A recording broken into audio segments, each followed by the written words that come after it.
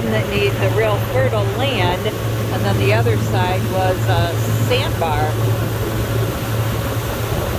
that formed in the last couple hundred years, where the cypress trees need solid land underneath.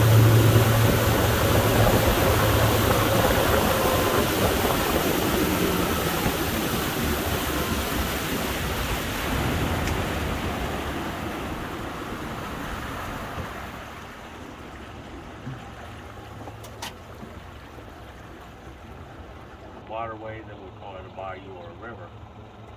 The only difference between a bayou and a river is the size. And you can tell the difference from your experience between what was man-made How and still what the was natural? reflection Yeah, man-made of are the straight sky lines. and the trees. Beautiful.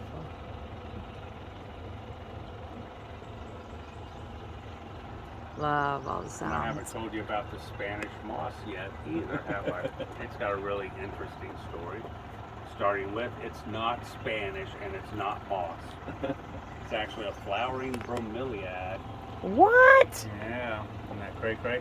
So Yeah. it stays gray year-round. Some people don't know that. And a bromeliad, of course, is a species of plant that gets its nutrients from the moisture in the air. So from fog, humidity, and rain, that kind of thing. So it's not taking any kind of nutrients from the tree at all. And it can only get its start from a seed on our cypress trees or on oak trees. Yeah, it's not a parasite to the tree. It won't kill the tree.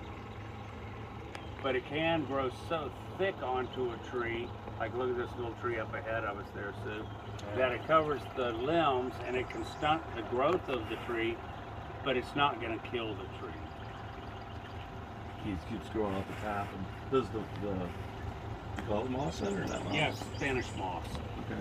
Does that keep climbing up then?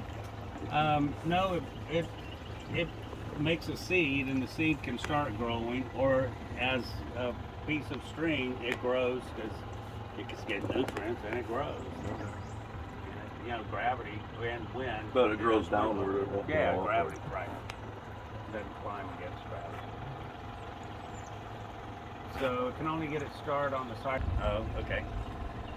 The Cajuns used to come out here and collect the Spanish moss, and they would stack it as high as they could get it on their boat.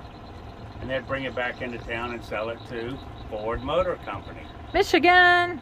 Because Henry Ford used the Spanish moss as a cushioning material for the seats of his Model A's. They also used it in the cushioning material for early mattresses.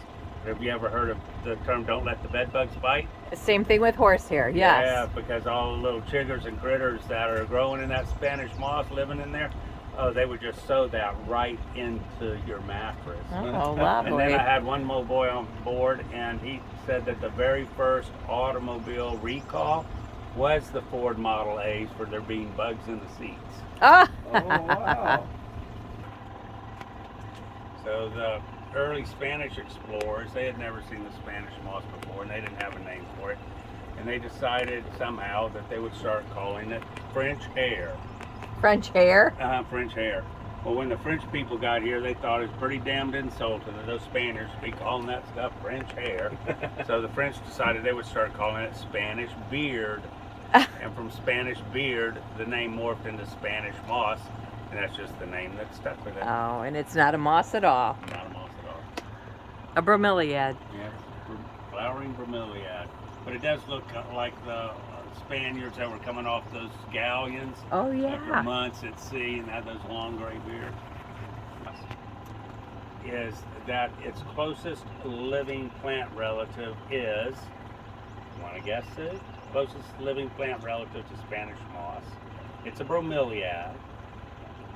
I don't know. It starts with a P, and it's something we eat. Potatoes? No, not that rich. Huh. Potato? You're so funny. I don't know. Peanuts? No, I had a little French girl on board. She was cute. She said pizza. Ah. Now, I know it's on your mind, little girl. Lunch. Must be lunchtime. Her mom said, no, pizza is always on this little girl's No, the closest living plant relative to Spanish moss is a pineapple. What? Is that Wow. cray or what? Yes. No. I need to go all the way back home myself to guess that. Yeah.